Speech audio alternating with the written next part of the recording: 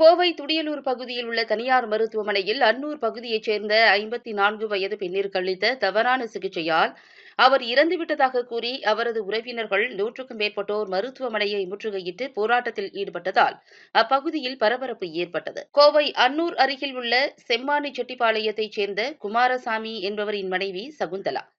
54 வயதான சகுந்தலா துடியலூர் அடுத்துள்ள வடமதுரை பேருந்து நிறுத்தம் அருகே உள்ள மாருதி மருத்துவமனையில் சைனஸ் தொந்தரவு காரணமாக மூக்கில் அறுவை சிகிச்சை செய்ய அனுமதிக்கப்பட்டிருந்த நிலையில் அறுவை சிகிச்சை முடிந்து சிறிது நேரத்தில் அவர் உயிரிழந்து விட்டார் என்றும், இறப்பிற்கு என்ன காரணம் என்று மருத்துவர்களிடம் கேட்டபோது சரியான பதில் தரவில்லை என்று அவரது உறவினர்கள் குற்றம் சாட்டியுள்ளனர். மேலும் அவருக்கு தவறான சிகிச்சை அளித்த மருத்துவமனை மீது உரிய நடவடிக்கை எடுக்க வேண்டும் என்று கூறி மருத்துவமனையை முற்றுகையிட்டு போராட்டத்தில் ஈடுபட்டனர்.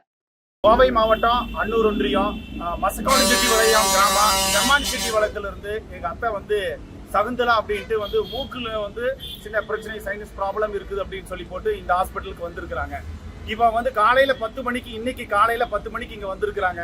இங்க சர்ஜரி பண்ணணும் அப்படின்னு சொன்னதுனால சர்ஜரிக்கு போயிருக்காங்க. போனதுக்கு அப்புறம் சரியான உபகரணங்களும் இல்ல, அதே மாதிரி அனஸ்தீசியா கொடுக்கறதுக்குன்னு தனியா ஒரு மருத்துவர் இல்லாத ஒரு சூழ்நிலையில எக்யூப்மெண்ட்ஸ் எதுவுமே இல்லாத ஒரு சூழ்நிலையில இந்த மருத்துவம் இந்த மருத்துவமனை இயங்கிட்டு இருக்குங்க.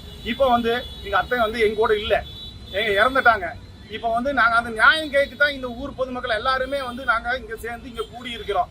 இது போன்ற ஒரு தவறான ஒரு இது இன்னும் தொடர்கதையா ஆயிடக்கூடாது அப்படிங்கிற வேண்டிதான் நாங்க நின்று இருக்கிறோம். எங்க அத்தையனுடைய இறப்பு இந்த மக்களின் ஒரு நியாயத்தை கேட்கற வேண்டிதான் நாங்க நின்றுட்டு இருக்கிறோம்.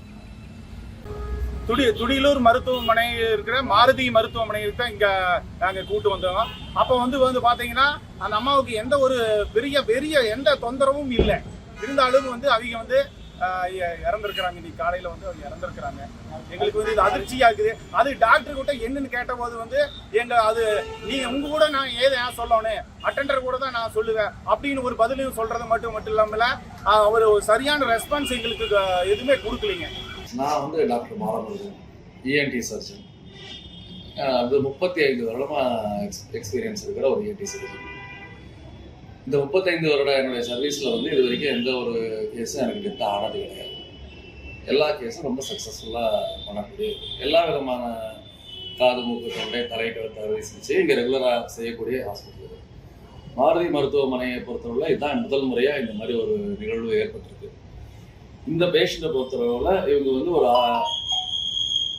12வது மாதம் 23வது வருஷம் என்னை முதல்ல பார்த்தாங்க. இந்த டேட் பார்த்தீங்கன்னா 24ஆம் தேதி அன்னைக்கு பார்த்து அன்னைக்கு அவங்களுக்கு சரியான மூக்கடப்பு, மூச்சு விடுறதுலாம் கஷ்டம், இது ரெண்டும் இருக்குன்னு சொல்லி தான் வந்தாங்க. 54 வயதான பெண். அவங்க மருந்து எழுதி கொடுத்தோம், மருந்து சாப்பிட்டாங்க, அவங்களுக்கு ஓரளவுக்கு பெட்டராக இருக்குன்னு சொல்லி திருப்பி 2-3 விசிட் பார்த்தாங்க. ஆனாலும் அவங்களுக்கு மருந்தை நிறுத்தினா திருப்பி இந்த பிரச்சனை வந்துடுது அப்படின்னு சொல்லி இருந்தது. அவங்களுக்கு ஏற்கனவே ஹைப்பர் டென்ஷன், பிபி கொஞ்சம் ஹை பிபி இருந்தது. அதுக்கான மெடிக்கேஷன் அவங்க ஃபாலோ பண்ணுறது இல்லை. எப்போ உடம்பு சரியில்லைன்னு நினைக்கிறாங்களோ அப்போ மட்டும்தான் பார்ப்பாங்க. நம்ம மருந்து கொடுத்தாலும் அது 10 நாளைக்கு ஒரு வாரத்துக்கு சாப்பிடுவாங்க. அது ப்ரிஸ்கிரிப்ஷன்ஸ் பார்த்தீங்கன்னா தெரியும் உங்களுக்கு. ஒரு வாரம் கழிச்சு திருத்திடுவாங்க மருந்து. திருப்பி எப்போ மோசமாகுதோ மூச்சுடா கஷ்டம் வருது. அந்த மூச்சுடா கஷ்டங்கிறது 2 காரணத்தினாலையும் இருக்கும். ஒன்று ஹார்ட் பிரச்சனை இருக்கிறதுனாலையும் இருக்கும், இன்னொன்று இந்த மூக்கு பிரச்சனை அலர்ஜி, சிவியரான அலர்ஜி இருக்கிறதுனால இருக்கும். அப்போ என்கிட்ட இதுக்கு ஒரு பர்மனெண்ட் தீர்வு வேணும் அப்படின்னு கேட்டாங்க. நானும் யோசிச்சு பார்த்ததுல மூக்குல இருக்கிற மூக்குல நாங்கள் எண்டோஸ்கோபி பண்ணியிருக்கோம், அதில் ரிப்போர்ட் இருக்கு. உள்ள சதை வளர்ச்சி இருக்கு, மூக்கை ஃபுல்லாக அடைச்சிருக்கு. அந்த மாதிரி இருக்கிறவங்களுக்கு நைட்டு தூங்க முடியாது, ரொம்ப கஷ்டமா இருக்கும். அந்த கஷ்டத்தை போக்குறதுக்காக வேண்டி மூக்கில் இருக்கிற சதையை ரிமூவ் பண்ணலாம் எண்டோஸ்கோபி மூலமா அப்படின்னு சொல்லி முடிவெடுத்தோம்.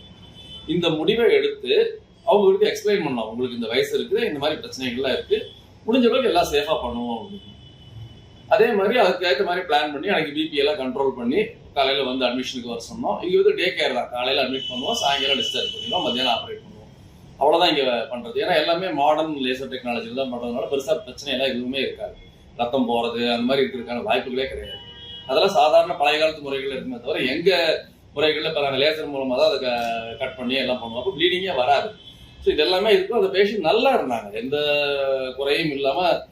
வெறும் லோக்கல் அனஸ்தீசியான்னு சொல்லுவோம். இதுக்கு மயக்கம் கொடுத்தா அவங்களுக்கு பிரச்சனை வரும். ஏன்னா ஏற்கனவே பிபி எல்லாம் அதிகமாக இருக்கிறவங்களுக்கு மயக்கம் கொடுக்க மாட்டோம். ஏன்னா ரெஸ்பிரேட்டரி மூச்சு இழப்பு வேற இருக்கு. இது 2 இருக்கிறவங்களுக்கு மயக்கம் கொடுத்தா அதில் சிக்கல்கள் வரும். அப்படிங்கிறதுனால லோக்கல் அனஸ்தீசியால பண்ணலாங்கிற முடிவெடுத்து லோக்கம்ங்கிறது வெறும் மூக்கை மட்டும் மறக்க வச்சு அதுக்குள்ள பண்ற ப்ரொசீஜர். அதுல வேற எந்த இடத்துலயுமே மருந்து போகாது, காம்ப்ளிகேஷன் வராது.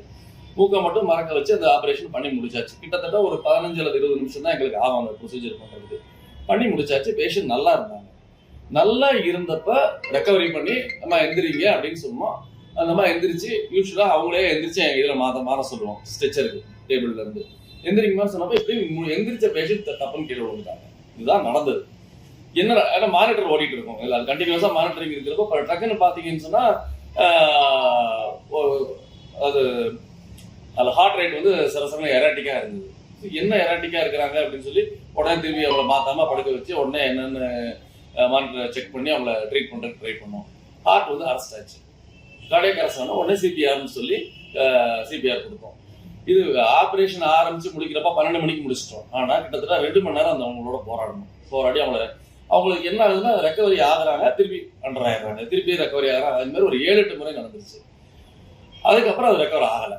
ஸோ நான் இதை வந்து பாதியிலேயே நடுவில் வந்து எங்களோட ட்ரெயின்டு ஸ்டாஃப் வச்சிருக்கோம். அவங்க சிபிஆரை கண்டினியூ பண்ண சொல்லிட்டு நான் இவங்க அட்டனஸை கூட்டிட்டு போய் தியேட்டருக்கு உள்ளுக்குள்ள அவங்களோட கண்டிஷனை காட்டினேன். பாருங்க ரெஸ்பாண்ட் பண்றாங்க. அப்ப ரெஸ்பான்சிவா இருக்கிறாங்க, ரெஸ்பாண்ட் பண்றாங்க. இந்த மாதிரி நடுவில் மாறி ஹார்ட் அரெஸ்ட் ஆகுது. ட்ரை பண்ணி நீங்க மேக்ஸிமம் ட்ரை பண்ணுங்க சார், கண்டிப்பா என்னால முடிஞ்சது பூரா பண்ண போறேன், இருந்தாலும் உங்களுக்கு ஒரு தகவல் சொல்லணுங்கிறதுக்காக சொல்றேன் பாருங்க அப்படின்னு அவங்க பார்த்துட்டு சரின்னு வந்தாங்க. வந்து நாங்க கிட்டத்தட்ட 2:30 மணி வரைக்கும், 12 மணிக்கு முடிஞ்ச சர்ஜரி 2:30 மணி வரைக்கும் நாங்க அட்டன் பண்ணி பார்த்து முடியலைங்கிற பட்சத்துல அதுக்கப்புறம் ரெக்கவரி பண்ண முடியாதுன்னு சொன்னதுனால ட்ராப் பண்ணிட்டு வந்து அவங்களுக்கு டிக்ளேர் பண்ணோம் இந்த மாதிரி ஆயிடுச்சு. அப்ப அவங்க எல்லாருமே ஒத்துக்கிட்டாங்க. சரிங்க சார் நீங்க எல்லாம் பண்ணீங்க, எங்களுக்கு ஒன்றும் பிரச்சனை இல்லை அப்படின்னு சொல்லி ஒத்துக்கிட்டாங்க. அவங்க கூட இருந்தது வந்து அவங்க பொண்ணும் அவங்க மாப்பிள்ளைங்க 2 பேர் தான் இருந்தாங்க. அதுக்கப்புறம் பாத்தீங்கன்னா ஒரு 10, 50, 60 பேர் புதுசா வந்து ஒருத்தர் வந்து ஒரு கேள்வி கேட்கறது இந்த மாதிரி பண்ணாங்க. நான் சொன்ன எல்லா விதமான விளக்கமும் உங்களுக்கு கொடுத்துருக்குறேன். 10 நிமிஷம் 20 நிமிஷம் உங்களுக்கு என்ன உதவி வேணாலும் செய்யறோம். ஏன்னா உங்களுக்கு ஒரு இழப்புனா அது எனக்கும் அதே இழப்பு தான். என்னுடைய மனசும் வந்து உங்களோட மனநிலைமையில தான் என் மனநிலைமை இருக்கும். என்ன உங்களால வாய் விட்டு அழுக முடியும், என்னால வாய் விட்டு அழுது காட்ட முடியாது, அவ்வளவுதான். ஏன்னா நான் வந்து வேஷம் போடுறதுக்காக என் வாங்கி இல்லை. உங்களுக்கு என்ன பெஸ்ட் பண்ண முடியுமோ அதெல்லாம் பண்ணி கொடுத்துருக்குறோம்.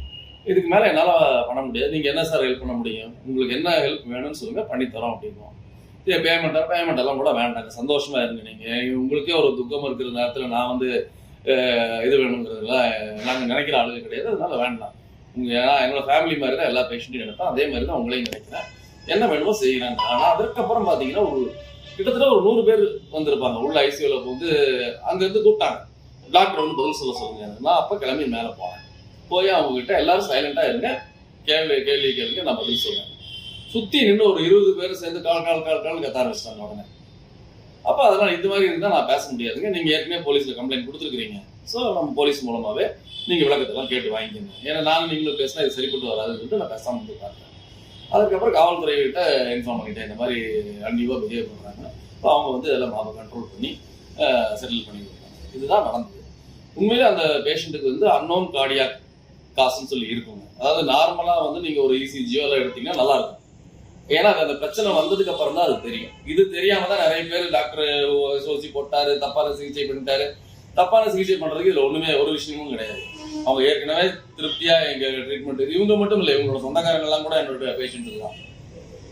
ஆனா ஒரு அசம்பாவிதம் ஒண்ணு நடந்ததுங்கிறது ரொம்ப வருத்தப்பட வேண்டிய விஷயம். ஆனா அதுக்காக எல்லாமே டாக்டர் தான் பொறுப்பு, டாக்டர் வேணும் நினைச்சா எப்படி பண்ணிடுவாரு, இல்லை வேணும்னு பண்றதுக்கு என்ன இருக்குது இதுல.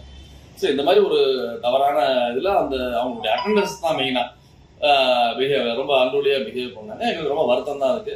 இருந்தாலும் அவங்களோட சூழ்நிலையை மனசுல கொண்டு நாங்கள் அதுக்கு மேல எந்த நடவடிக்கைக்கும் விரும்பவும் இல்லை. நாங்கள் அவங்களை சமாதானப்படுத்த தான் விரும்புகிறோம்.